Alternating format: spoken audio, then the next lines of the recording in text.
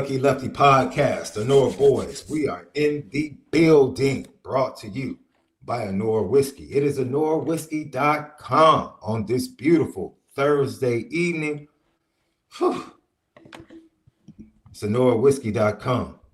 And if you drink, by all means, make sure you do it responsibly. Let's get it.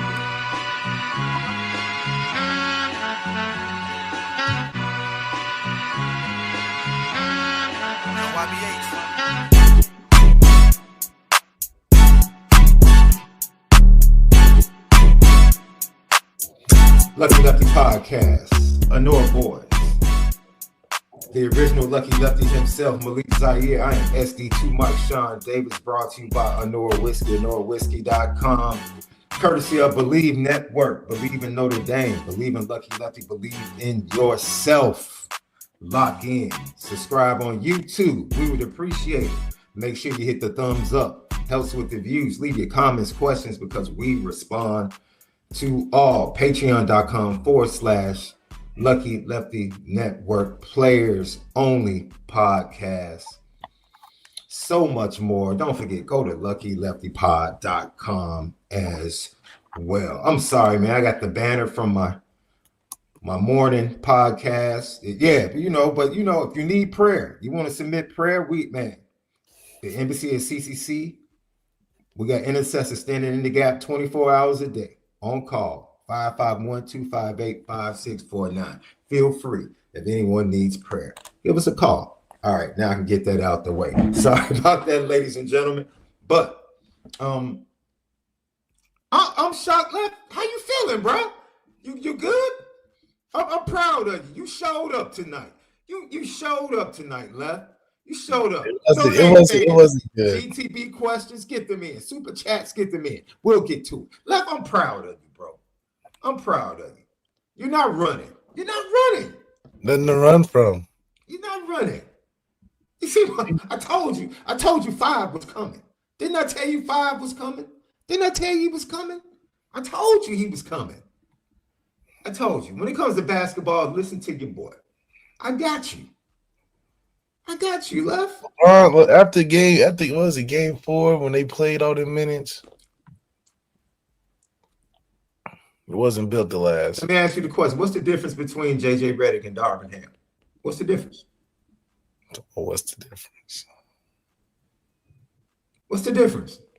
They both went home in 5 games in the first round. What's the difference? Say first year, man. What can you say? He won 50 games. He won 50 games in his first year. Darvin Ham did too. What's the point? What's your point? Turn the West. Just turn the West. What's your point? I'm trying to figure out what's the difference. What's the difference? We're gonna find out. At the end of the day, what's the difference? We're gonna find out. It's his first year. How many blow-bys?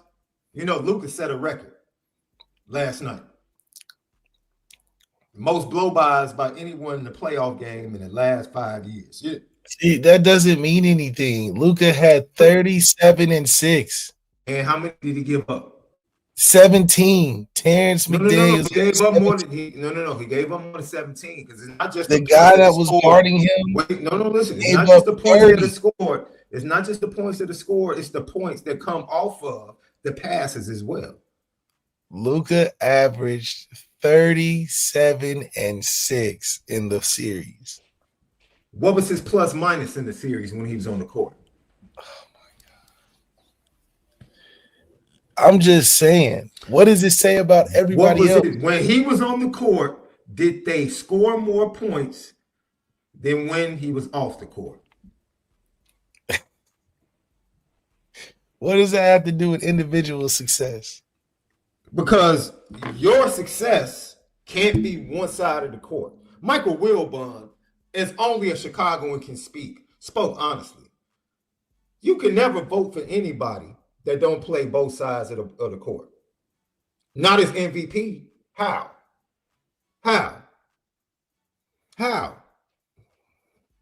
You got a 42-year-old man. Wait a minute, is he 42? I want to make sure I get his age correct. Is he 42? A 42-year-old man has to switch. I need you to stick Ant this game. No. Now we need you to stick Jaden McDaniels this game. Wait, Bron. Now go stick Julius Randle. Come on, man. What are we talking about? Meanwhile, your boy out there about to get 200-something million. This dude playing Olay on defense. How do you think that sits with Bron? How do you think that sits with Bron? He 42, giving max effort. And my man is out there about to get 250 mil, averaging 60 mil a year, playing one side of the ball. I'm just saying. But ladies and gents, I told Malik this was happening. I told you. It didn't matter if it was a Monday, Tuesday, Wednesday, or Thursday. Wolves in 5. And I'm glad that Ant was talk trash to LeBron, told him to apologize to the Eiffel Tower, that is Rudy Gobert. And then he took a walk outside of the stadium. He walked all the way around and talked to the entire fan base of the Los Angeles Lakers to let them know. Lakers in 5. No, sir. Loved every minute of it. Put them on the petty train, ladies and gents. John Massey with the GTB. Even Shaq was committed. Shaq said he almost threw up in his mouth. Shaq was like, I can't believe I'm about to say this, bro. 27-24 for Rudy Gobert. That's when you know. That's when you know it's like, okay, it's a wrap. It's a wrap. They didn't have any bigs on the floor. So what, I mean, I've never seen a team miss as many threes as Minnesota missed and still win a game. That was absolutely incredible. So, ladies and gents, let's give a round of applause for Left facing the music tonight. He's been making excuses. He started sending me the excuses at about 9 o'clock this morning. He had a whole list of excuses. A whole list of reasons. None of those reasons included LeBron James. Not one. Not one. How many points he had in the fourth quarter last night? All right. Ladies and gents, Lucky Lefty Podcast. Dude, the game was over in game 4 when they played the entire half. Like, are you even going to be watching NBA playoffs now that your boys are gone? You watching the Knicks and Pistons tonight? The playoffs are actually pretty good, though. The playoffs are actually they're fire. They're fire. Yeah. I can't complain. Like, I watch all the even the Indiana series was good against the Bucks. I mean, you know, I don't know what is making it better this year, but they're really competitive. So, like the Warriors Rockets one is great to watch. You know, that was a blowout, but just still, you know, they trying. This is round 1. Yeah, you know what I mean?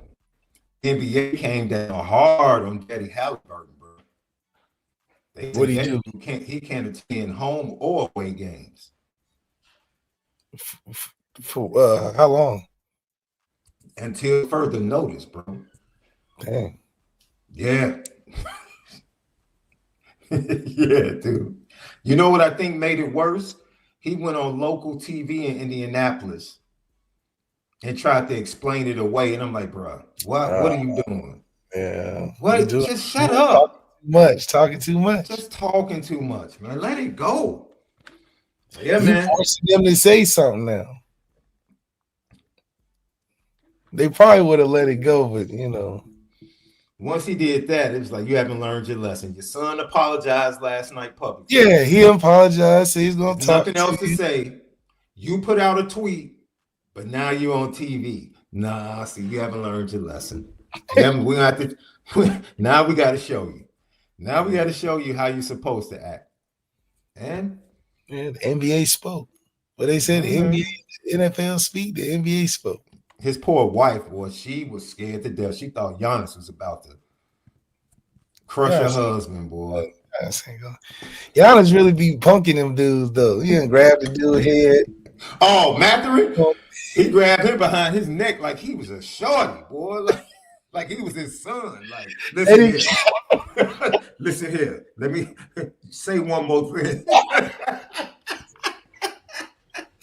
he not American, so it's funny when he do it because he really, you know, and he be trying to play it like, oh man. I mean, I don't know. Like he And left dude the was trying to get off for me. He couldn't get off for a second. He's like, wait a minute. You saw him say, "What? What you Yeah, say?" wait a minute. Like, hey, I told you, say something else. Say Yeah, something like, else. I mean, His whole hand had the back of my man's head, bro. You know what I mean? Hey, on today's show, we're gonna play a little "Love It Like It, Shove It." You know what I mean? At the end of the show, we're gonna talk about Marcus Freeman and how talented is this team? You know, because a couple years ago, I think it was the Sam Hartman squad.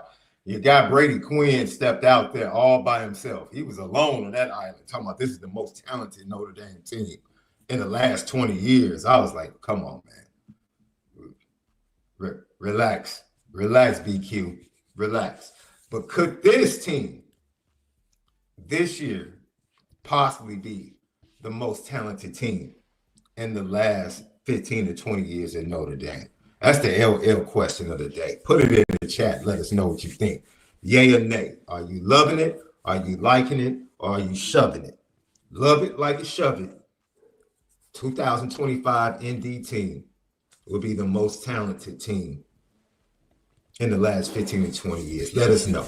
We'll let Left answer that coming up in the second half of the show. If you missed yesterday's show, Left gave a great breakdown of the quarterback competition, the difficulties facing Marcus Freeman, the pressure of having two different quarterbacks and being able to really put forth a fair competition with different playbooks for different quarterbacks. He went through that himself in 2016. Oh my competing against the SHAUN Kaiser. So go check out yesterday's show, the podcast.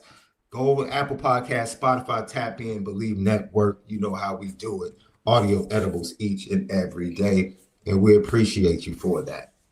Today, we're going to talk about, as I said before, the talent on this roster. The talent on this roster. And we'll get to your comments. We see you putting them up there in the chat. But the talent on this roster, Left, before we hear from Marcus Freeman on his talented roster, where do you sit on ranking the position rooms? What are your top three most talented positions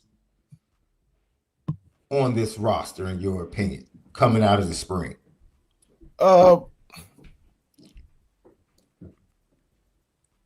Running backs is definitely one.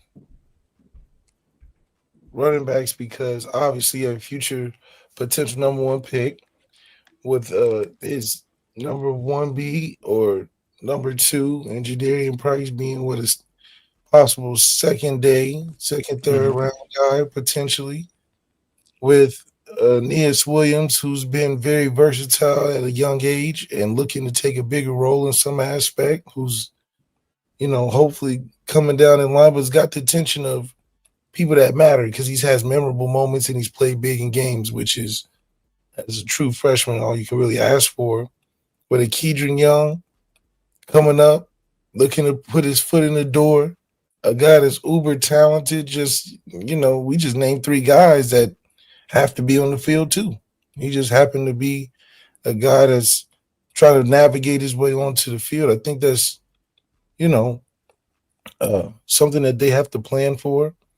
Coach Seider has a lot on his hands in terms of a good problem to manage, what we would consider like a boy band. Like, they all got star power in their own way, but there's got to be a lead singer, there's got to be a main guitarist, main drummer. You got to make sure they play their part. So that is why I think is one of the top 3. Just, that's a foundational room to add to a team that you need to be productive. So the second group, I would have to say secondary. The secondary, another talented and versatile group with young guys that are only getting better. I mean, they really came to the stage as guys just stepping up to the plate. Now they're, putting on that second armor or the second coat of paint where they know and what it feels like, and they have more roots into what a season is and preparing for big games and being not only somebody that's not uh, coming out of nowhere, but everybody wants to come to now. Now it's getting the attention of recruits and people giving it the credit, and we're producing guys in the league, and guys are getting all Americans, and guys are winning awards. Guys are setting records. Xavier and Benjamin Morrison put a lot of work in and taking the ball away, which has got them to the league. So Christian Gray and Leonard Moore have definitely proven to be the next man in and the next one's up, which has inspired, the other corners that we have coming down the chute with the safeties making great plays with leadership that's left by Xavier Watts with Nadon Schuler, the Talik, getting Stroman in there in the mix. And so that group has really proven to be one of the better pieces when you talk about quality and the shiny toyness of a college football program that you can, gloat about in a sense. It is getting sort of like a DB centered respect, and you go there, you're gonna have some success, so to speak. And Mike Makins is climbing up the ladder as a coach, and now possibly a D coordinator in the future, a semi coordinator now. So the DB room is definitely in that group of three, as the most talented. That last group, the third group, I would say is a tie, but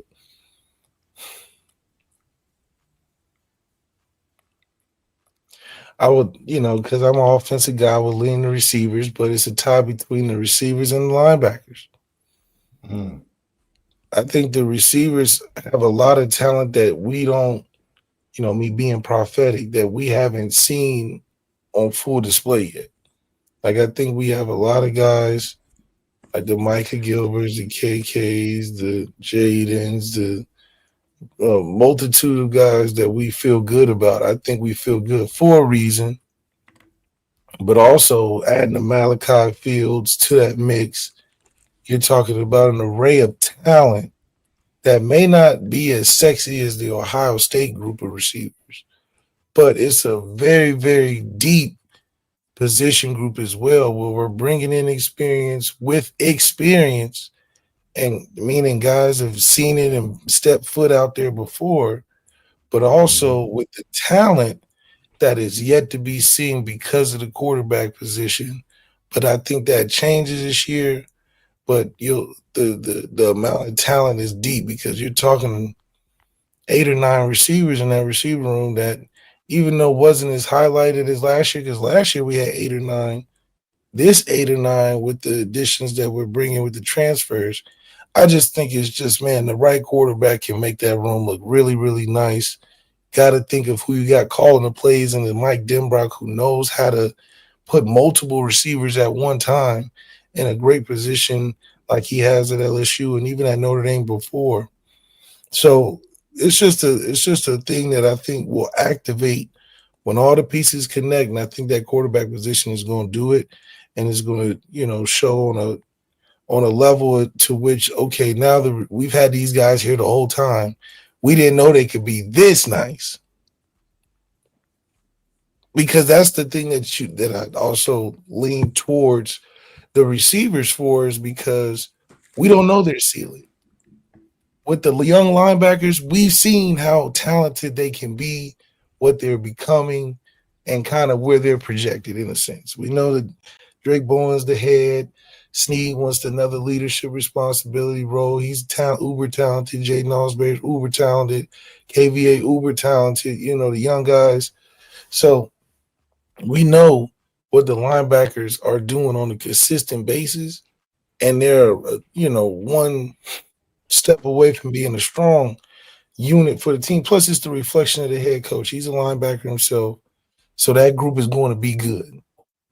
I just believe the impact to the team this year and why the receiver room has to be a top 3 group is because that's where the majority of them points and them wins are going to hopefully come from, in the sense where we're evolving into that threat that can be offense and defense. And that's going to happen with the talent that I know we're going to be able to outmatch teams with at the receiver position. You throw in Faison, so even his little brother, you know what I mean? So I just think that it's almost no bounds to how good that receiver room can be.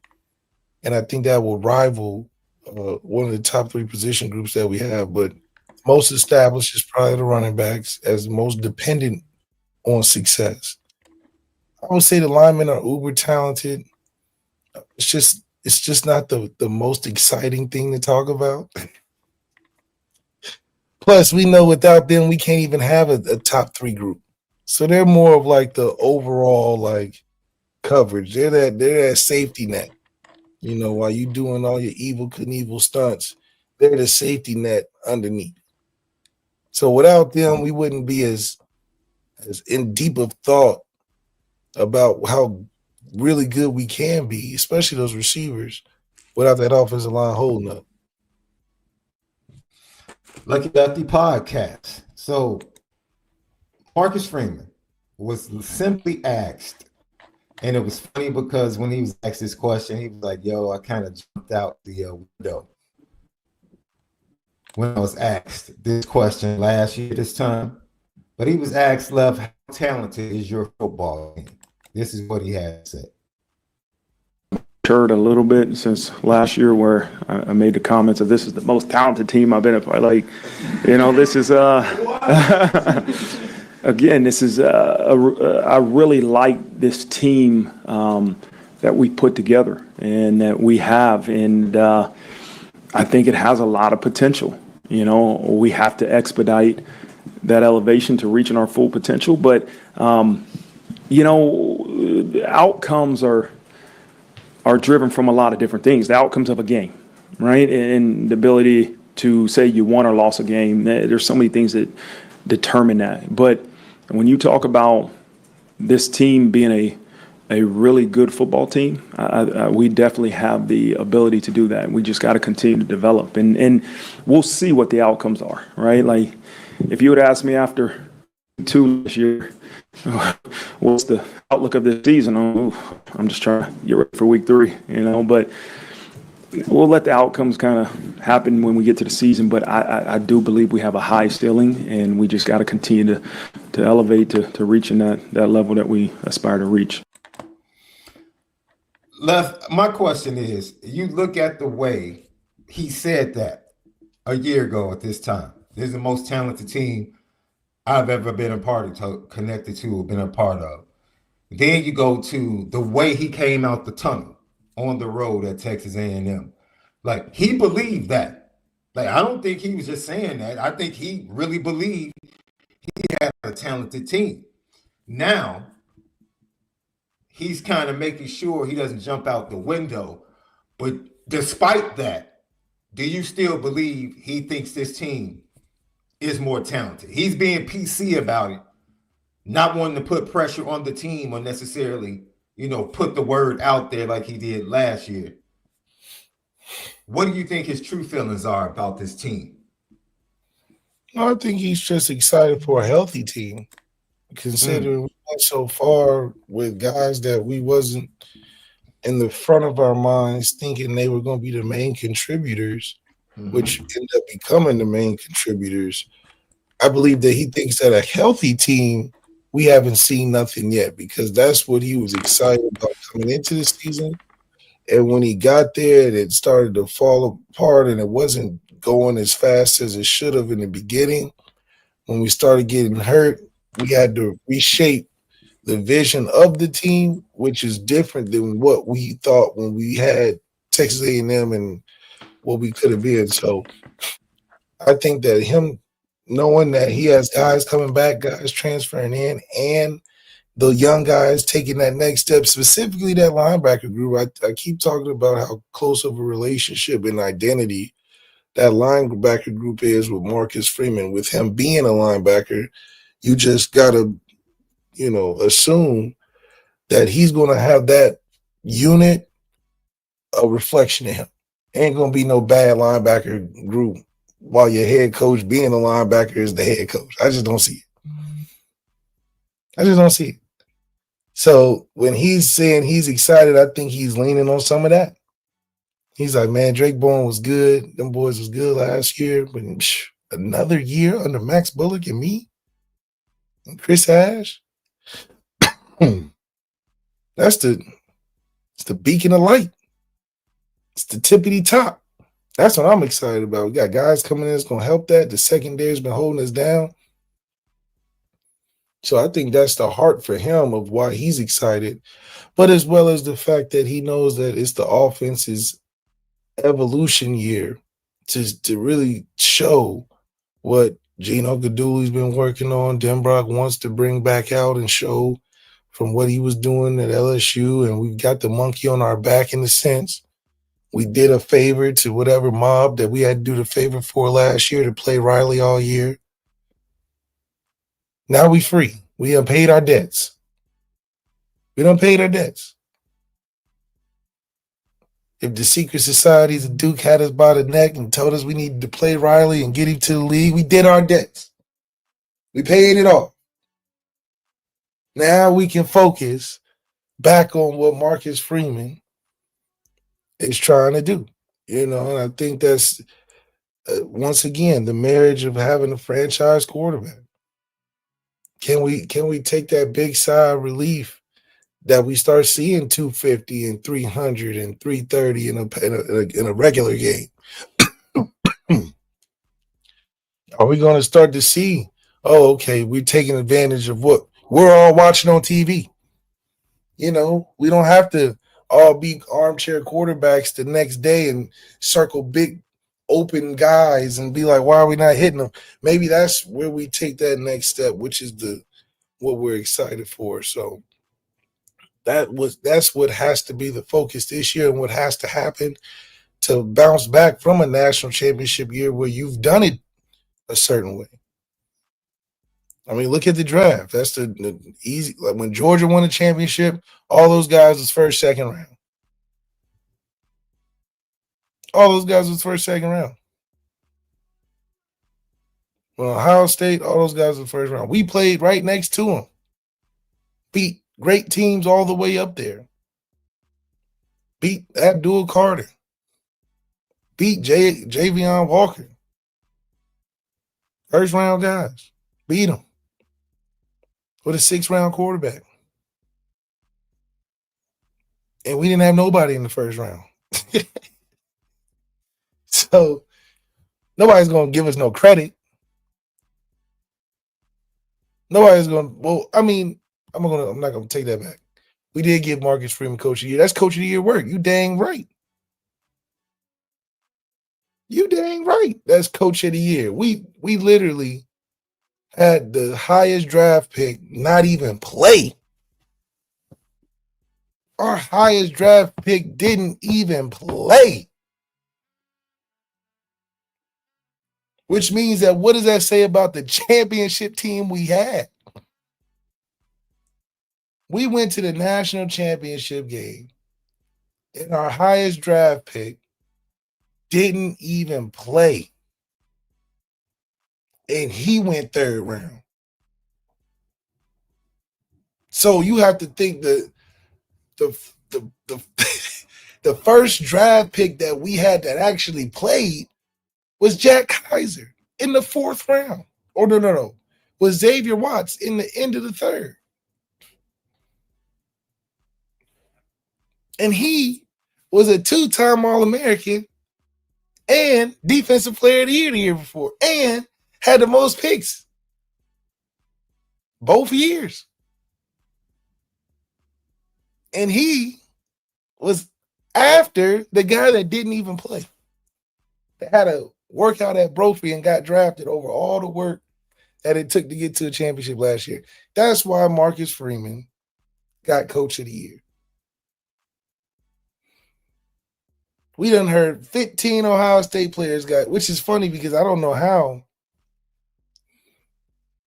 the dude from Ohio State dang, they didn't even get drafted. The DN, Jack Sawyer. Good grief. They must have. Yeah, I mean, that the draft is crazy. I didn't hear his name not one time. I didn't even see him best available. So, but all that to say, yes, Marcus Freeman knows, because he's like, if that's that's the floor. We got guys that's definitely first round, second round, third round on the team now. They just wasn't draft eligible. That's what he excited about. He said, man, if that's what we did with guys that, and we went to the championship, we got first round guys right now. They just couldn't come out last year. They were just young guys. So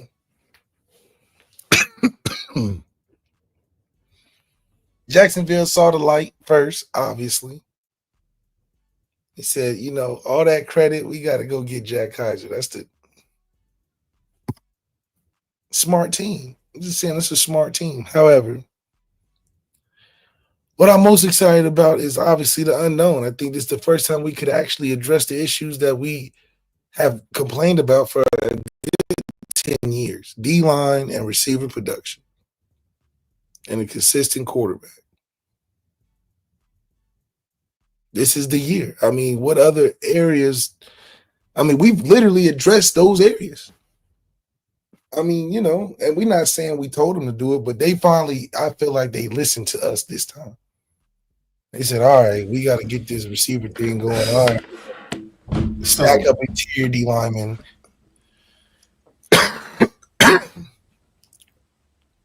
I think, for me personally, and it's a good point, right? Because I think I would much rather have a tougher schedule to show me just how talented my team is, right? For me, I like going good on good, whether it's in practice or whether it's in oppositions in the schedule. I love it. Like when we played in the city, I love playing the usual Simeon, CBS, the tough teams, Marshall from the West Side, Whitney Young. But man, what? We got to play Proviso? We playing De La Salle on 35th? We playing Montgomery in their gym? We playing Antoine Walker in their gym? Let's get it.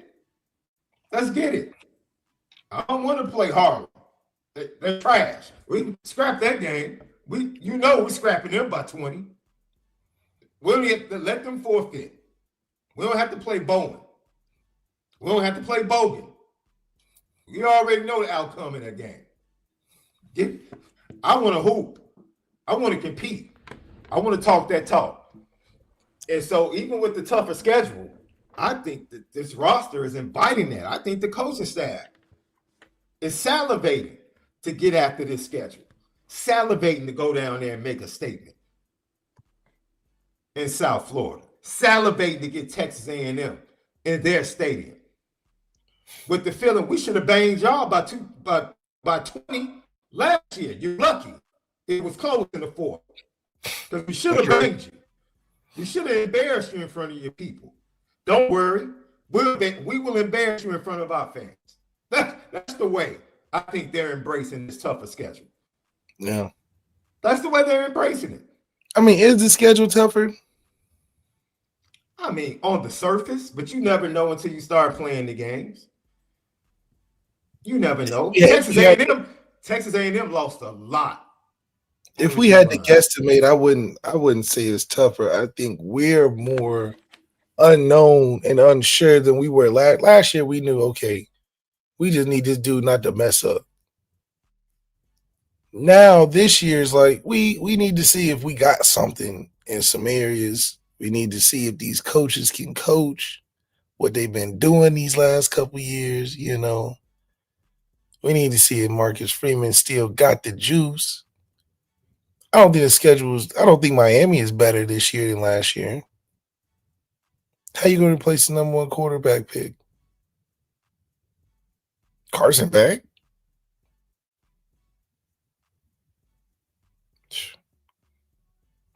if this man can't, think about it, if he can't keep his girlfriend,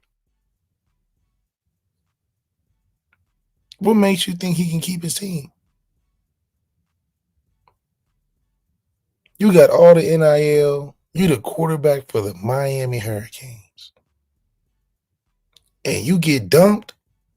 Oh, I'm not worried about you. Oh, I'm not worried about you. We finna blow you out. We finna blow you out. You got everything in them some. And your girlfriend break up with you? Oh, yeah. Finna eat him up for lunch. Ain't no way. So, I don't think Miami's going to be better than they were last year, this year. Who else is on this? Texas A&M. Like you said, they lost a lot. But they're coming to South Bend. I think we're in a prime position with the advantage. Also, shout out, we can get some drinks going in the stadium. Maybe it won't be the most comfortable place in the world. Maybe it'll be a little on edge. When them Irish get to drinking now, hey, got a tough environment. Tough environment. We might not just let you just pull up. We might not just let you just pull up and put your bus right in front of the state. We might have to say, hey, we might put some blockades there. We might have to go around. Crazy. He left the podcast. Shout out to Mark Brady tapping in over on Facebook. What up, Lamar? What up, man? ZAIRE, memory from the North Dining Hall at Indy. Good old days. Good old days. Get your little omelet or something. Yes, sir. All right. What up, man? You know what I'm saying? LL question of the day. Do you love it, like it, or shove? You know, Notre Dame having the most talented team and roster in the last 15 to 20 years. Sly Fox, what's good? He said he loves it. Tom May, love it. Garland Doxy, I think the 2017 is the one. So he says wait a couple more years. Michael Park simply says yes, SD. And then the Indy Milton fam, the GTB, we'll hear from Marcus Freeman on this topic, and then we'll talk about it and give our opinion. Lucky Lefty podcast. So, Marcus Freeman, after he talked about the talent on the roster, he went to the trenches. He has said that this will be an offensive line and defensive line driven program. He has regurgitated that the last 3 years. He has lived by it. He has stood by it. After difficult and disappointing losses, he has not changed his colors at all. Not for 1 minute. And when asked about what he sees, defensive end and defensive tackle and offensive line, this is what he had to say. Let's start with his comments on his defensive front, the D ends and the defensive tackles. The ends, with the exception of RJ Oben leaving, like 90% of your production is back. And and again, you got two guys with Boubacar and Jordan Botello that haven't practiced in the spring, but we understand like that's production right there.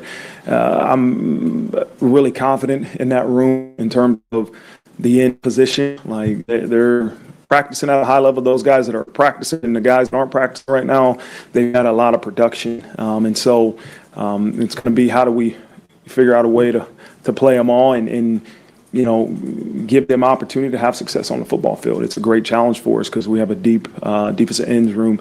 The tackles, like I've said this previously, you don't replace Riley Mills and Howard Cross with two guys. Right now, we can't just replace those guys with two guys, but I believe we have 5, 6 guys that, can really go in there and perform at a high level where we can replace their production with more guys. Not just with two guys, but it's about replacing production, not the person. And I think about guys like Donnie Heinisch and how he's continued to improve, and Gabriel Rubio and Jason Onye, and I go on and on. Jared Dawson's been doing a good job, and Elijah Hughes and Armel Mukum and Sevillano. I go on. It's a deep room, but you're not replacing Riley Mills and Howard Cross with two guys right now. You're not doing that. You're going to have to do it with multiple guys, but we do have the guys. The depth of guys to hopefully get the job done. Sorry for that cutoff there. That's what Marcus Freeman said. I think he's being a little. I don't know. I think you don't buy the strength in numbers. I don't think. I mean, if we don't have a guy better than Howard Cross, what are we talking about? Howard Cross really did. He played better in 23 than he did in 24. But I'm even saying when he was healthy. I'm saying that we can get better than we should aspire to want to get better than Howard Cross. You said we can't replace it. We got to replace him with how many guys? I mean, who was Howard Cross? That's all I'm saying. I mean, it's not a diss to Howard Cross, but it's like you make it seem like we done lost Aaron Donald. Howard Cross was just an undrafted free agent, right? That's what I'm saying. I'm like, you said we had to replace him with multiple guys? Dang, he was killing it like that? I mean, that's why I'm thinking maybe he's just being respectful because he don't really know. They haven't done it yet. But, I mean, come on. We got how many interior guys did we say we had? 8? You telling me it take 8 guys to replace a Howard Cross production? We ain't recruiting right.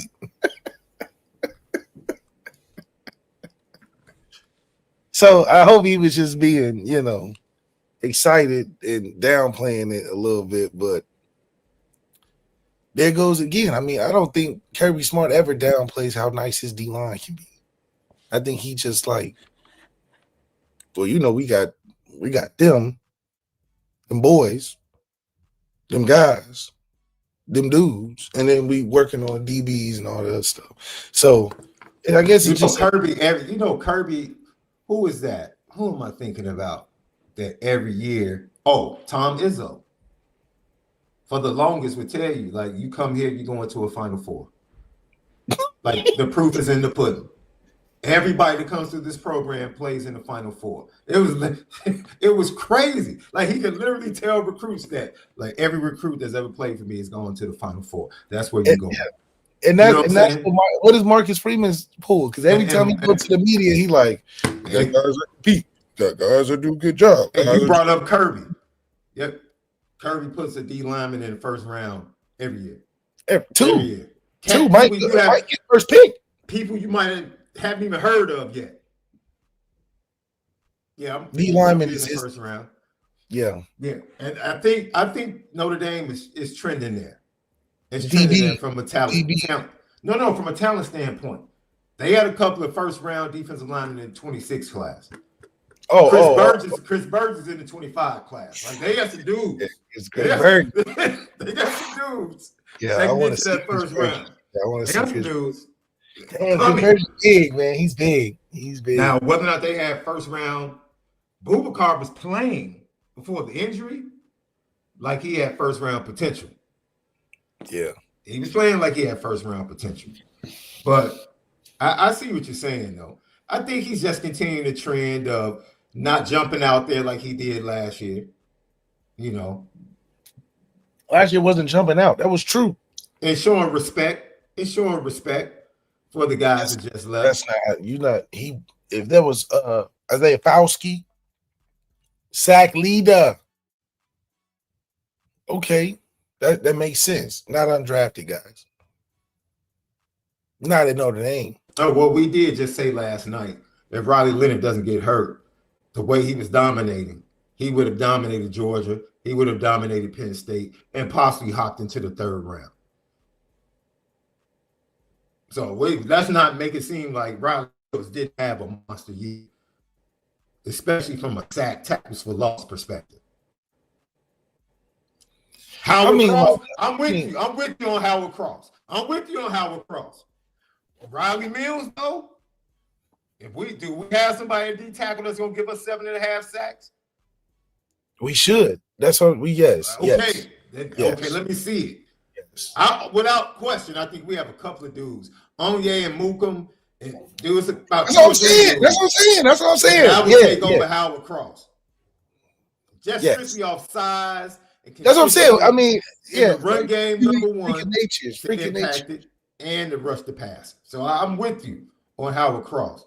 Riley Mills was a beast last year. He was a beast. We can be better. Georgia's guys, those are beasts. Oh, those are beasts. Those are beasts. That's all I'm saying. That's all I'm saying. There's levels to it. Without a doubt. There's levels to it. You know, Will Anderson is, hey, you get a Will Anderson. Hey. Oh, but we had Isaiah Popsky, which are both good. No doubt. Both good. I haven't heard much from Fauci, but you know, Will Anderson is that dude. But Fauci made it to the league. I feel you on that. I feel you on that. RJ Guessame drafted. They just got DJ Harvey. Hey, that's a great value pick for them. Great value pick. Nice. They got a little thunder and lightning going on in their backfield. Hey. So I think we should be expecting 3 draft picks out of them 8, at least. At least. Because what is Kirby? If you say interior or just D-line out of 10, how many is Kirby getting to the league? Probably 6 or 7. If we can get 3, I think we'd be in a good spot. Let me know what you think.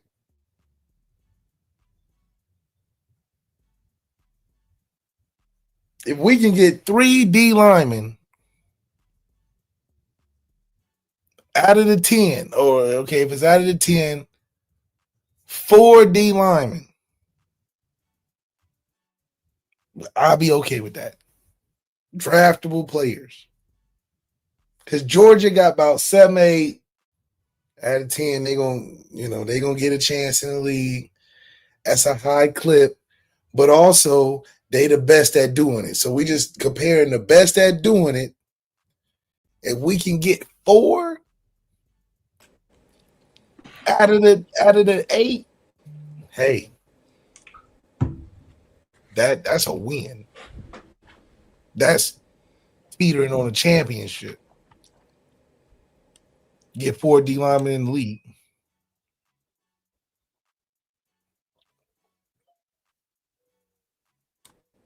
That's why I'd be like the Howard Cross thing. I'm like, come on. No, I'm with you on the Howard Cross thing. I'm absolutely with you. I'll protect Riley. Of course, he's from Chicago, so I'll protect that's you trying to butter biscuits. You trying to butter biscuits and not just. It has nothing to do with butter. That's production, baby. I'm coming with production. I'm not just coming with bias. I'm coming with production. So would you say 2,500 yards is good passing? From who?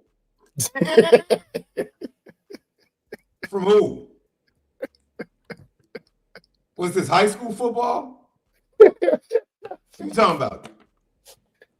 What's the floor? What's the floor on yards from the quarterback position this year? Oh, they got to throw more than Riley did. Oh, it's the dude. That is the floor. Whatever Riley Leonard put up, that is the floor. That is the floor. It cannot be worse than Riley Leonard per game or total passing yards throughout the year. It cannot be worse than that. It cannot.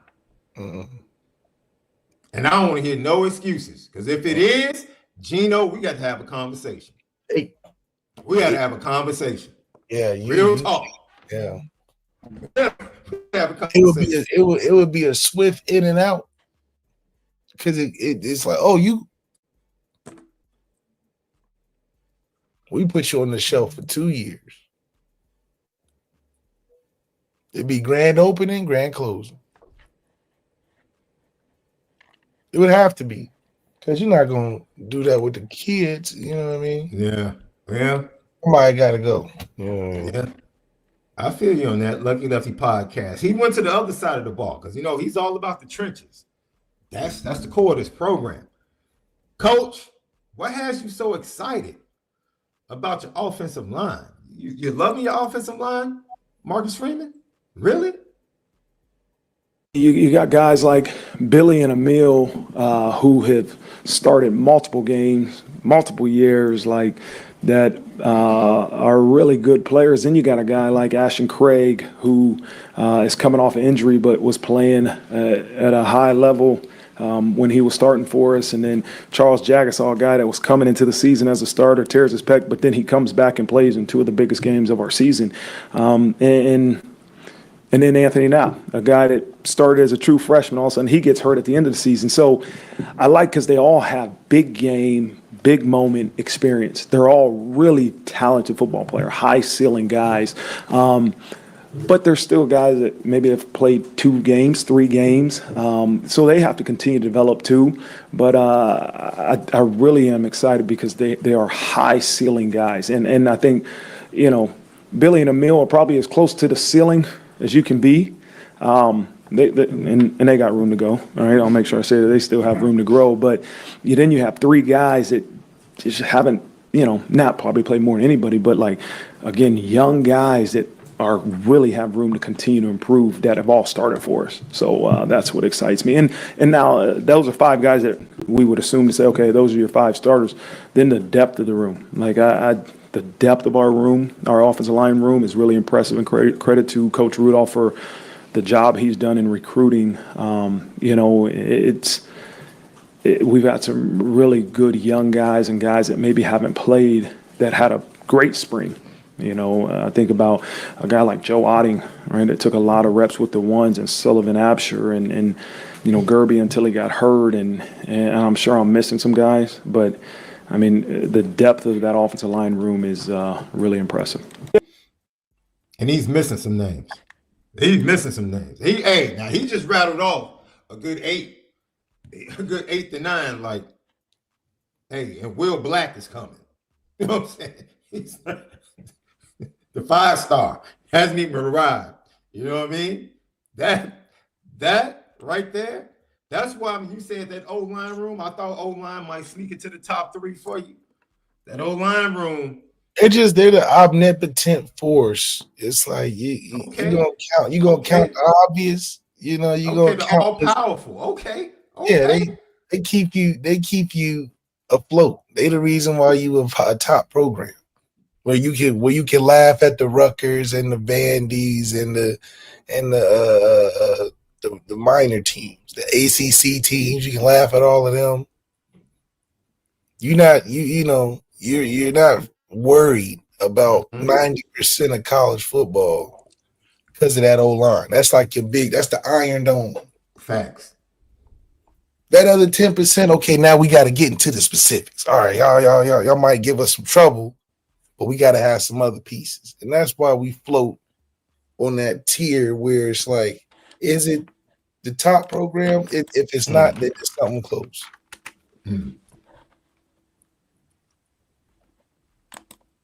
For me, Left, I'm going to be honest. When he talks about the offensive line, I start thinking about dominance, right? I started thinking about how they dominated coming on. And look, no one is trying to diminish the production and the efforts of the guys that eventually left the program in the portal on the offensive line. Your Pat Cougans, your Rocco Spindlers. No one's disrespecting them. Vitally important what they did. Vitally important what they were able to give last year. If they were in this offensive line room, you're talking about maybe the 7th or 8th most talented guys in the room. Maybe. That's just having an honest evaluation. In this current room, and with the guys that are coming in, they might be the 7th or 8th best lineman in the room.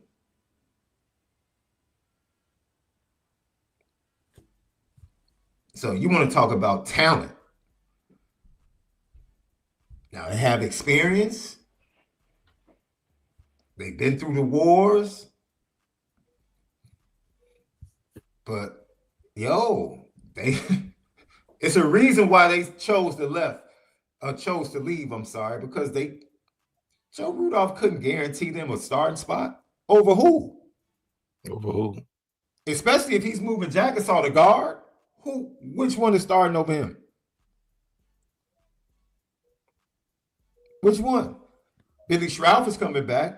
Ashton Craig, you just heard Marcus Freeman. Ashton Craig, people are like, is Ashton Craig going to go back to starting? Marcus Freeman just made it abundantly clear. We pretty much got our starting five.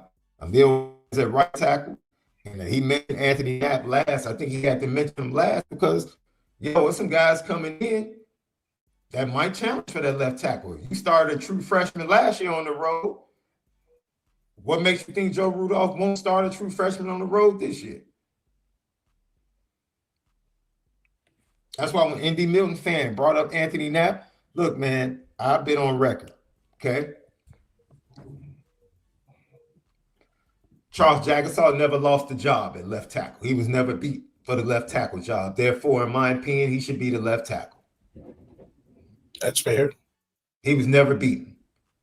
And the guy that started left tackle after he got injured did not have a dominant enough season to solidify himself without a true competition, in my opinion. So if Anthony Knapp wins the open competition, then he should play left tackle. If you're moving Charles Jagasaw to guard to make the best five available to put on the field, then by all means, go ahead and do that. If moving Charles Jagasaw to guard gives you the best five, then by all means do that. But I'm not handing the left tackle position to Anthony Knapp. Win it. Take it. Go win it. If you're the dude, you're the dude. That's all. I just want it to be a competition. I don't want it to be given to him. And that's all I ask. That's all I ask. It's as simple as that. But for me, no, they won't move him to right tackle. Moving him to right tackle, no, man. No, you leave Emil Wagner right where he is. Right where he is. Leave him right where he is. And Anthony Knapp is going to have to hold off Will Black when he gets on campus. That's it. He's going to hold him off. Hold him off. Hold off Gerby Lambert. It is what it is. Bigger, more talented players should be in the running to start at left tackle. As someone asked in the chat, I forget who it was. I think it was Tom DeMay. Tom, if it wasn't, I apologize. That asked about how long Gerby Lambert is going to be out. Marcus Freeman was very clear. There's only one player on the roster. And this is the best, ladies and gents, this is the best thing that came out of the entire spring. When they start fall camp, there's only one player that will not be available, and that's Cooper Flanagan. That was the best news that came out of this whole spring. Now, real talk, Left. After going all the way to the national championship game, right into all-season workouts and spring, everybody's healthy and ready to be back for fall camp, except for Cooper Flanagan, who had an Achilles. That's great news. That's absolutely fantastic news. That's the best outcome. I don't care what we saw in the blue and gold game. That right there is the number one thing all of us should have prayed for. Man, please just let us be healthy going to fall camp. Please. That's all. If we could just make it to fall camp healthy, that means your guys have been rested coming off of the spring. And this is that dude. All of them should go to an island somewhere. Every last one of them. Just go relax on the island for 2 weeks. Just chill. Cam Williams, knowing him, is going to come back home and work at the golf course he always works at over the summer. He's just that type of kid. But man, you mean to tell me a run to the national championship game, right into off-season workouts, and then spring? Man, I'm headed straight to Cancun. I'm straight. If I'm a Notre Dame football player, I'm headed straight to Cancun for 2 weeks and then back to campus to start working out. No, we need that Lakers mentality. When Kobe was there, when they lost that championship, they cried in the locker room, man. They said, we never gonna feel like this again. That's what we need. That's what we just came off with national champ. Cancun. We not the Bulls. We not the White Sox. You mean or the Lakers currently? Whoa. They're in rebuild. No, because you don't or the Browns or the Bengals. Bengals went to Super Bowl. The Bengals went to Super Bowl. Not this year. Not this year. No, but they've been before the Bears. Tournament. They didn't make it to that extra tournament called the playoffs. Bears. They were at the crib like everybody else. Yeah. They played the same amount of games as the Bears. While you throwing little darts, Caleb Williams and Joe Burrow played the same amount of games. The same amount. And Joe Burrow came out with what? He didn't win an MVP. Nothing. Total yards. Best quarterback stats in the game. He got his money. He lost like everybody else. Okay. Caleb will get his money in 3 years. Don't worry. I hope he does. He'll get his money in 3 years. How many head coaches? Oh, he might get another one fired. I ain't gonna sit up here. He definitely might get Ben fired if they don't get that defense right. You believe that? You believe that? You believe that? Yeah, but your boy got a lot of time to go to Cancun and read all the books he can. Because usually he's reading them during the playoffs. He can read all the books he wants to read. That's okay. He's going to the public library out there and just check a bunch of books. Okay. It's okay. Audio books, whatever. It's okay. He gonna take his time. He can pay the author to come to his crib and read the book. It's okay. It's okay. Yeah, I know it's okay. I know it's okay. He gonna trade in 2 weeks. But get back to Notre Dame. I'm not mad at the Notre Dame football team for taking a week or two off. It's been a long season. It's a long season. But I definitely think, like you said, the leadership, I'm very interested, and we'll hear from Marcus Freeman on the leadership. I'm very interested in how the leadership on this team goes about this summer and whether or not a large contingency of players stay on campus. Because I'm sure a lot of players probably have internships elsewhere that are starting in a week or two. So they'll be going to, lock those down. Guys have opportunities off the field from Notre Dame and the connections. So you have to think about those guys. But the guys that are going to be free, most of them probably going to stay in South End, continue to work out. I hope the quarterbacks and the wide receivers definitely put in some time over the summer. I mean, they got a warning. Is that not what you did in 2015? They got a warning. I can't tell all the secrets, but they gotta get some connectivity, build chemistry. I told you chemistry is what slowed Riley Leonard down. Anytime your receivers are talking about, man, that guy can run. Man, that guy is like Lamar Jackson back there. He can run. I've seen him run guys over. I mean, he's fast. Oh, athletic. If your receivers talk like that,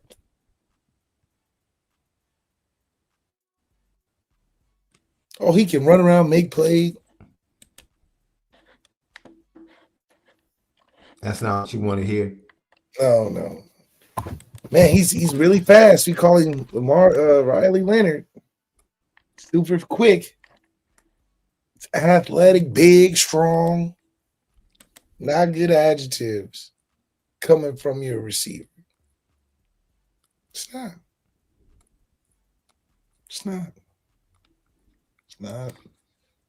this is what Marcus Freeman had to say about those leaders.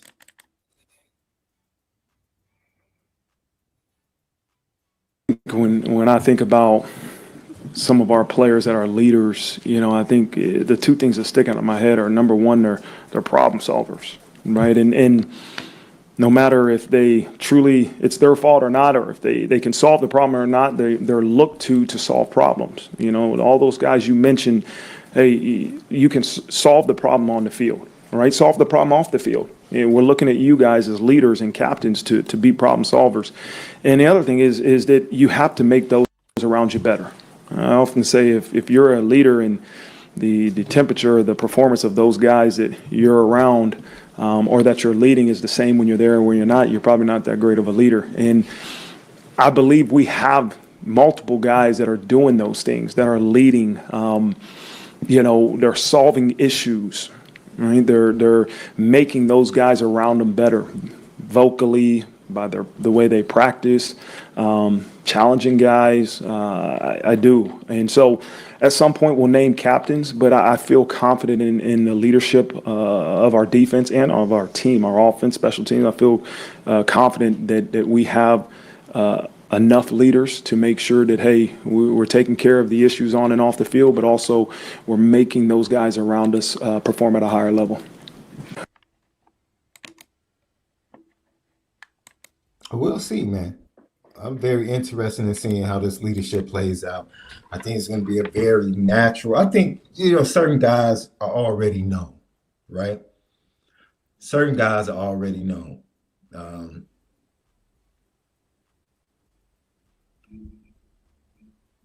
Drake Bowen is pretty much a guy.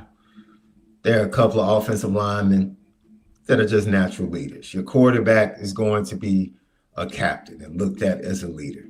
Like, we don't have to really guess. Don Shula will be a candidate to be a leader. 5 or 6 guys off the top of your head. You might even have somebody like Jay Greathouse be a leader. I would think Jordan Faison would be a candidate for a leader. So it's going to be a close race when they have the team vote and when the players vote for it. It should be pretty close to see who ends up being the 5 or 6 guys that end up being captains for this team. But that leadership starts, like you said, Love, that leadership starts now. Those guys are the ones leading the charge, even right now, going through the summer up to fall camp. They're leading that charge. So I have no problem sitting back and waiting. Now that's something in direct contrast to how you feel about the quarterback situation. That is something that I believe the players will show you and the players will decide. Like, the players will decide. The players let you know who the leaders are. The players show you who they choose to follow and who they listen to and who galvanizes everyone. So I'm pretty cool with that. I'm pretty cool with that coming from Marcus Freeman. I really am.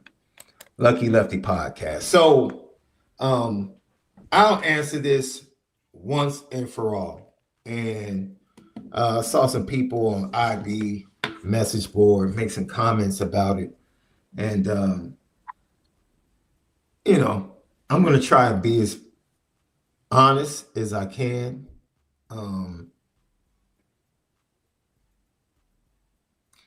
Trey Taylor committed to Nebraska today.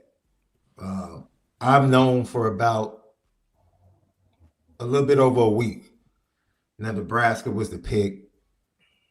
It came down to Nebraska and Illinois. Conversation we had, the deciding factor was because Illinois at one point could have been considered the leader. By the way, Illinois is doing an incredible job in the 27 class. Incredible job. The local talent is really galvanized, and they're going to be getting a lot of local talent out of the Chicago area to go down there to Champaign. But if you'd asked me, like, once he left that last Notre Dame visit, Kind of turned off by the whole "we got to come see you" throw thing, which I explained immediately. That turned me off from Ohio It State. didn't make sense. Didn't make sense because he literally held an open session. You didn't make it to the open session. Gino Gaduli could have made it to the open session. And Carter Allman drove up the day after, almost like they didn't know about the throwing session. And then they heard about it. And then they were like, oh, well, let's go visit him to make sure we stay connected. It was like, in my opinion, once again, in my opinion, Chicago talent taken for granted. That's my opinion. Now, in the context of that, Notre Dame really hasn't given an offer to anybody in 27 class. Whatever their reasoning is, that's fine, right? They were coming off a Sun Bowl the year before, went out to see Brady Hart, Brady Smigel, Noah Grubbs, all of those kids in the early visit period, the early open period. They were in the playoff all the way up to darn near February. So maybe the schedule was different. Then you get a chance to go out early, but they were done once again when Trey Taylor held his open period when Michigan, Texas A&M, Nebraska, LSU, and everybody came to see him throw. And he was up front and said, yo, it's no beef. Notre Dame has been honest with me from day one. No issues with it. That's where they stand. I'm moving on with my recruitment. I'm not changing a thing. They weren't in my top 5 that I released on Valentine's Day, and my top 5 hasn't changed after the visit. You know, and that was with Mike Denbrock telling him, man, come and do Jaden Daniels things with us and all of that. He was like, yo, I'm ready to commit so I can start recruiting and helping to recruit the 27 class. You tip your hat to him. That's what he wanted to do. That's what he wanted to do. And there's no love lost. So it's disappointing to me. So today, dude, he did the whole reach for one hat, grab another hat, left. How many kids do that? I think it's, dude, all the kids do that. Is it something that I would like a kid to do? No. But nobody's trolling, dude. They're just trying to make the choice dramatic. Like, get a grip. They're trying to make the choice more dramatic. They're not trying to embarrass a school, troll a school. They've already contacted the schools to let them know their decision before the schools know, before they choose the hat, where he's going. He's already spoken to Illinois. He's already spoken to Nebraska to let them know that he's coming. No one's being trolled. No coaching staff is being embarrassed. Like, this is how things go. The whole commitment thing is for the public. It's not for the schools. It's for the public. Nebraska knew he was coming. Good grief. He went back there 2 times, like in the last 10 days, or like recently, before the end of the period, open period. He went back to Nebraska like 2 or 3 times within like 3 weeks left. It had become obvious that it was Nebraska or Illinois. It had become obvious. So, like, relax. Stop being corny as fans. Stop having bad takes because you don't like the way a kid did things and you want to just make a general synopsis about who the kid is. Now you know his character based upon the fact that he reached one way and picked up another hat. Come on, do better than that. Because if he had reached one way and picked up the Notre Dame hat, you wouldn't give a darn. You wouldn't have cared about any of the schools he trolled, according to you. You wouldn't have cared. All you would have cared about is that he picked Notre Dame. It's amazing because we don't get high and mighty when kids do it and pick Notre Dame. We don't stand on that pulpit, left. We don't stand on that high and mighty pulpit when they pick Notre Dame and do stuff like that, because kids have done that in the last 2 classes. Reach for one cap and pick Notre Dame. So relax. There's no vitriol in this situation. His game plan for his recruitment was given to him by Gino Guidugli. That's right. He literally followed the blueprint that Gino Guidugli gave him at the Irish invasion. That's right. He literally followed the blueprint that Gino Guidugli gave him for his recruitment at the Irish invasion. And so the Irish said at the end of April, they were going out to evaluate and see all the quarterbacks throw in the 27 class. And at the beginning of May, we will see offers. So hopefully in the next week or so, we'll see those offers. Congratulations to Trey Taylor. Spoke to him earlier today. Told him eternal favor and blessings. Told him he made a great choice. And told him to go rep the city. That's exactly what I told him. Now go rep the city. That's it. No hard feelings. None of that. He has no hard feelings. There is no bad relationship between him and Notre Dame. It's nothing but respect. It just didn't work out. But all this other extra stuff, oh, we dodged the bullet. Man, what dodged the bullet how? You don't know this kid. Give me a break. Lucky Lefty podcast. That's it. That's the last time I'm addressing the Trey Taylor commitment. Will he stay committed? I don't know. He told me once he makes a decision, he's done.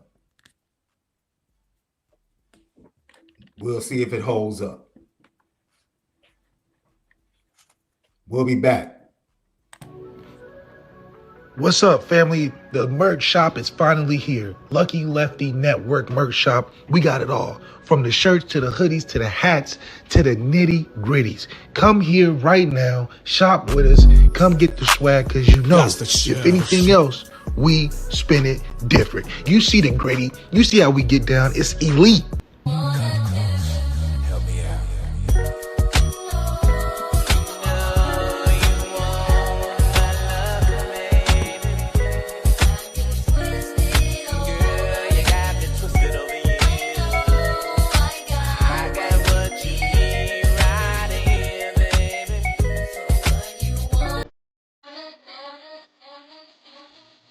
Lucky Lefty podcast. Shaun Davis, the original Lucky Lefty himself, MALIK ZAIRE. We're brought to you by ONORA Whiskey, courtesy of Believe Network. Believe in Notre Dame, believe in Lucky Lefty, believe in yourself.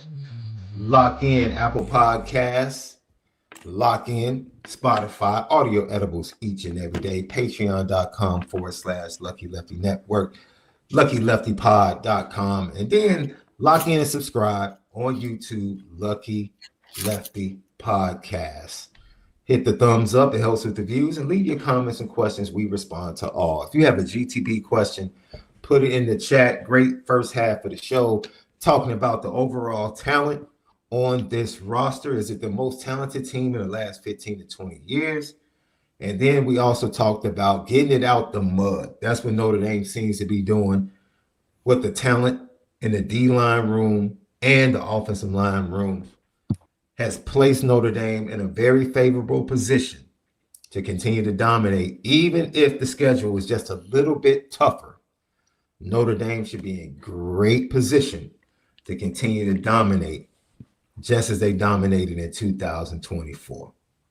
Lucky Lefty podcast. And then we talked about Trey Taylor committing to Nebraska for just a little bit, and Notre Dame going out looking at quarterbacks, and hopefully they'll get the job done with these offers coming out soon. I expect probably 4 to 5 offers to come out for quarterbacks, and then they'll go to 1 or 2 guys they really want, and you'll see them come back for visits over the summer, if not come in for the Irish invasion. And then we talked about the leaders, the leadership on this team, and replacing the leaders. I think they lost 4 captains off last year's team. They'll look to replace those this year.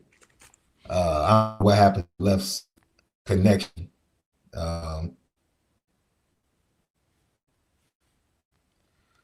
just text him real quick, make sure he's good. But yeah, that's pretty much it. Lucky Lefty podcast. Can't play Love It Like It, Shove It until he gets back on. So hopefully he'll be back on soon. But we have plenty to hear from Marcus Freeman. He talked about Chris Ash, whether or not he'll be upstairs, downstairs, calling plays. Of course, Al Golden was down on the field. Chris Ash, what's the difference in the defense? What does he add? And then, where is he going to be doing his business during the season? Marcus Freeman talked about it when he met with the media. This is what he had to say about the new defensive coordinator.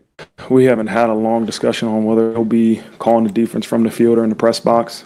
He's done them both. That might be something that's a little bit different. I think any great team still going to be led by great players, right? Any great football program is led by your great players. Head coach wants to take all the credit. It ain't the head coaches, because we got great players that are leading, that are doing great things. And, I don't like to compare, but he's authentic to who he is, right? Chris Ash's his leadership style is his own leadership style. And what I love most is one, watching the results on the field. They're practicing at a high level. They're practicing with energy. They're practicing with effort, a lot of production. But the camaraderie and the trust that's being built with that defensive staff. I think we have a tremendous defensive staff. I mean, everybody knows the Max Bills and the Mike Mickens and the Al Washingtons, but even some of our new support staff and Andy Boo and some of the younger guys that we added to our defensive staff have done a really good job. And it's ultimately up to the leader to make sure that we can utilize all those great minds and those great skill sets to really produce the outcome that we want. All right. And that to me is a sign of a great leader. And I think he's done a really tremendous job at doing that. Everybody coaches and stresses certain things. And I think there's a philosophy in coaching defense that we all believe in, and the fundamentals and how hard you play and takeaways and being great at tackling. But there's also little skill sets or ways you execute defensively that could be coached differently. And do I want to reroute? Do I want to zone drop and spot drop and play with quarterback vision? Am I blitzing? Am I going to time it up, or am I going to be an early guy? Like all these different these are all football terms that you guys might go, what the heck he's talking about. But I think all those little things, depending on the leader, can be coached and taught differently, and still produced a really good outcome. And so I really like the progression of our defense from when he's gotten here, not just through spring, but when Coach Ash has gotten here to where we are today. And I know it won't stop. Yeah.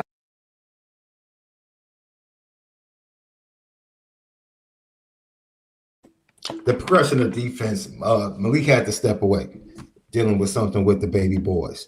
So he'll be back in a second. If not, we'll continue. Love it, like it, shove it tomorrow.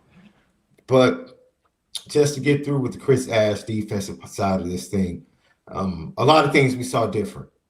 As Marcus Freeman spoke about, there has been an extreme focus on fundamentals.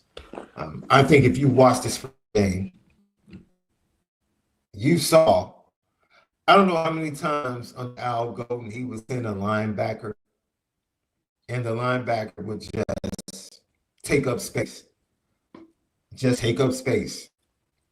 I think you saw more of an urgency on, number one, the timing of the linebacker blitz by the linebackers. And number two, not just taking up a gap or a space, but actually getting through to get a TFL or a sack or apply pressure. That is technique.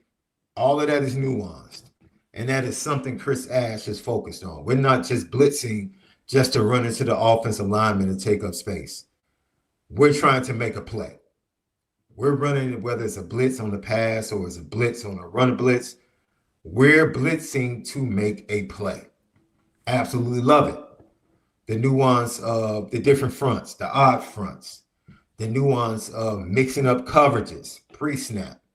using maybe a little bit more zone, knowing that in clutch situations, teams can anticipate in the biggest spots that they're going to get man-to-man, giving teams the man-to-man look and then confusing the quarterback, making him hold it a second later or a second longer that could possibly lead to a sack or a pass breakup or a batted pass on the line of scrimmage or at the line of scrimmage. Those are things that I think you're going to see from this Notre Dame defense that could possibly make this defense more efficient on every level. I think there's going to be purpose. Notre Dame used a lot of stunts last year on the defensive line. I want to see improvement against the run and rushing the passer without having to use stunts primarily.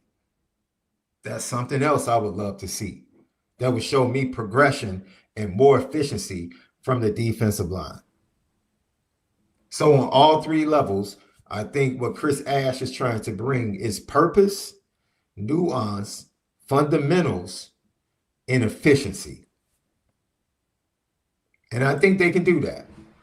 I think at Ohio State, you saw a decline in the way they defended the run when he arrived at Ohio State. It was a huge problem before he got to Ohio State as defense coordinator.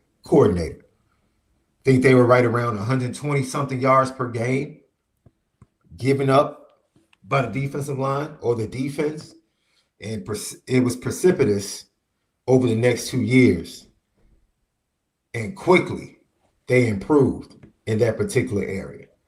So I'm looking forward to Chris Ash and what he can add to that defensive line, what he can add to the defense from a nuance standpoint, and how he can make things better. Get off the field on third down. Continue that trend. Create turnovers. Continue that trend.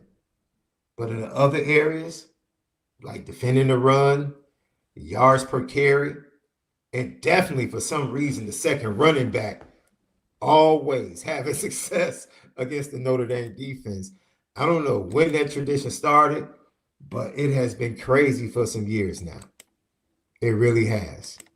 But I'm loving it. And I hope that they can find a way to go ahead and make a change on that. I want to play this last clip that we didn't get a chance to hear. Marcus Freeman talked about his quarterbacks, Kenny Minchey, CJ Carr, and what he was looking for during this fall battle from both of those guys, and why he feels so confident that they can both be ready going into a road game against Miami. This is what he had to say.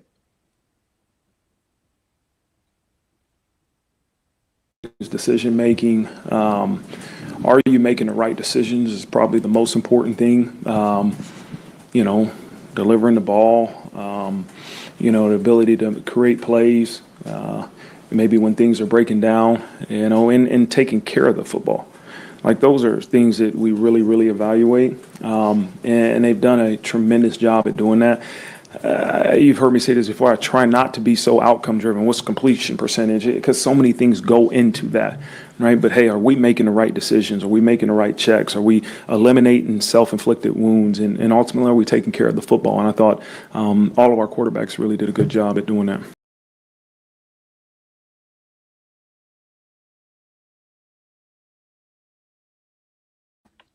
There's one thing he said in that 1 minute clip that explains everything that happened this spring. He talked about the skill. He talked about their ability to know what they're doing, to go out and execute, not being result driven, making right decisions, all of that. All three quarterbacks showed they could do that. And then he paused because he knew when he said this, it would explain why Steve Angeli is no longer here and why these two youngsters will battle it out in the fall. He paused and he said, make plays when they aren't there.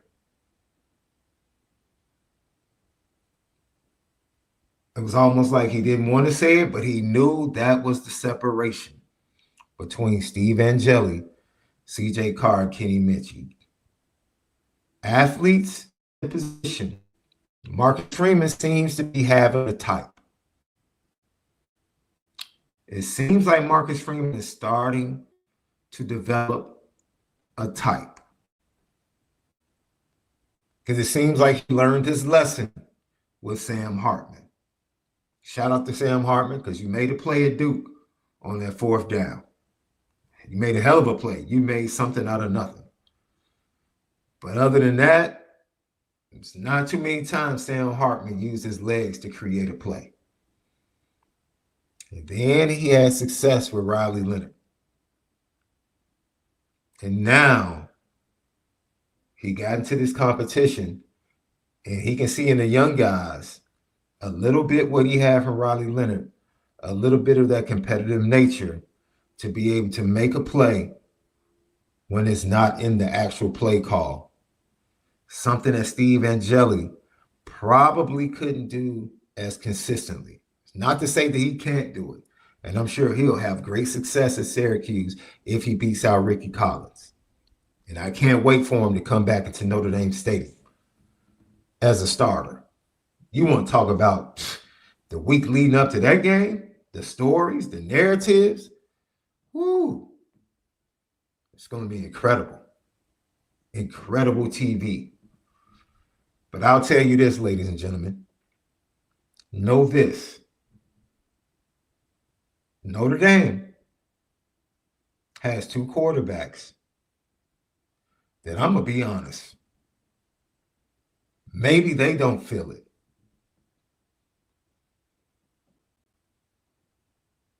But Riley Leonard casts a shadow. Not from a talent standpoint, because I don't think Riley Leonard is nearly as talented as these 2 quarterbacks, CJ Carr and Kenny Minchey. That's just my opinion. When the dust settles, I don't think he's as talented as they are. Full package. More talented runner, but full package, I don't believe so. But his intangibles, his leadership, his ability to carry the offense at the most important times in big games and big moments.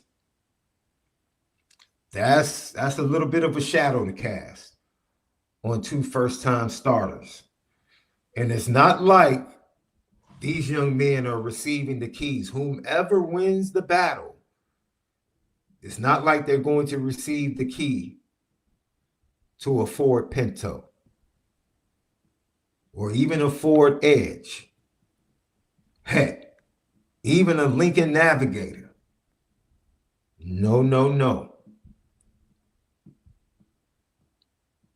You're receiving the keys to a luxury vehicle, a top 5 program, a true national title contender with expectations. That's what the winner of this quarterback competition is stepping into. On top of the fact that they're the quarterback for the biggest brand in all of college football.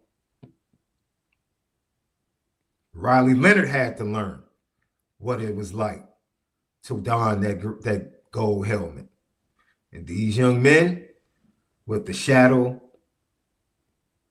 of the big-time performer that Riley Leonard was, the shadow and the pressure of Notre Dame itself, and the expectations of playing for a true national title contender. These young men, they have to be built different. And like someone asked today, what is the floor? The floor is what Riley Leonard has already laid down. That's the floor for these 2 young men. Can they step up to it? Can they produce? We'll have to wait and see. But it's going to be absolutely fun to watch. Isn't that? That's the case, right? It's going to be absolutely amazing for us as a fan base to sit back and watch. Lucky Lefty Podcast. I got Orimic. Thank you for the GTB questions. Do you guys think Jack Larson will get some good time on the dance floor? Jack Larson he's one of the most improved players during the spring.